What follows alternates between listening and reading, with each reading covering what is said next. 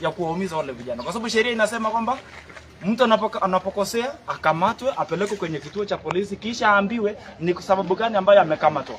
Lazima mtu aambiwe umekamatwa kwa sababu gani. Tarajia wao wawe mahakama, lakini tunachoona ni kwamba vijana wameumizwa. Mpaka nimemwona bubu, sijui amekosea nini, mtu ambaye hakuwa na nafasi ya kujieleza ama kuongea kwa kundradi. Swali ambalo tunataka kujiuliza ni je, kwa nini walifanya hivyo? Na taarifa ambayo tumepata hapa ni kwamba tumeambiwa kwamba wale polisi ambao walikuja kufanya hiyo dhuluma ni kwamba walitekeleza hiyo dhuluma, lakini tunaambia si polisi wa hapa. Tunalojiuliza ni je, wasimamizi wa hapa hawajui walikuwa wanatoka wapi hao maafisa wa polisi? Tunataka kuambiwa ukweli, na hii si haki ya kusema eti itachukua miezi miwili. Tunataka haki ipatikane kabla ya leo. Tujue kama ni huyu alikosea, atiwe mbaroni, apelekwe wapi? Mahakamani. Kama wale polisi ambao walitekeleza dhuluma washikwe, waachishwe kazi mwanzo, kisha wapelekwe mahakamani wakabiliane na mkono wa sheria. Umesikiliza mtazamaji na wale watazamaji ambao wanatazama live kupitia Gwija Isaya. Ni kauli mbalimbali kutoka kwa Wakenya. Tumekita kambi kwenye kituo cha polisi cha Nandi Hills kusaka haki ya vijana hawa. Labda kusaka maswali tu, nini kilijiri, nini kilifanyika katika eneo hilo la kuchezea pool. Tumetembea na mpini yenyewe ambao baadhi ya maaskari hao pia walitumia kuwatandika vijana hao.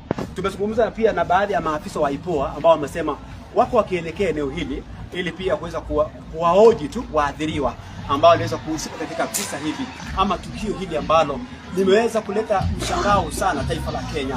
Kwa hivyo ni maswali tunasubiria. Kwa sasa vijana hao wanaandikisha taarifa katika kituo hiki cha polisi cha Nandi Hills ili kuweza baadaye kuchukuliwa hatua za kupata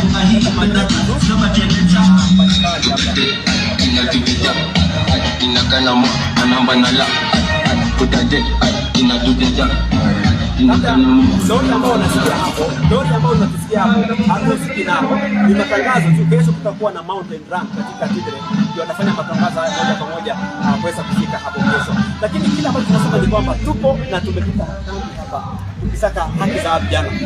Wacha tukuonyeshe picha za vijana wakirekodi taarifa yao pale, na baadaye tutakuwa na bwana Talam, bwana Talam akiweza kutueleza nini kinajiri ama huu mkutano utaweza kufanyika mwendo wa saa ngapi katika eneo hili la Nandi Hills katika kaunti ya Nandi. Hapa tunaingia kwenye kituo hiki kusikia tu baadhi tu ya Wakenya hapa wanasemaje.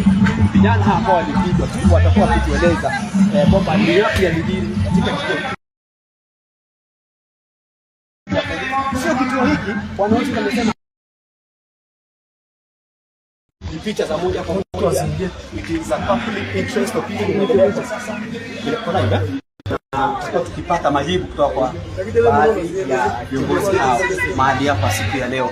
Tusikilize tu na tuangalie picha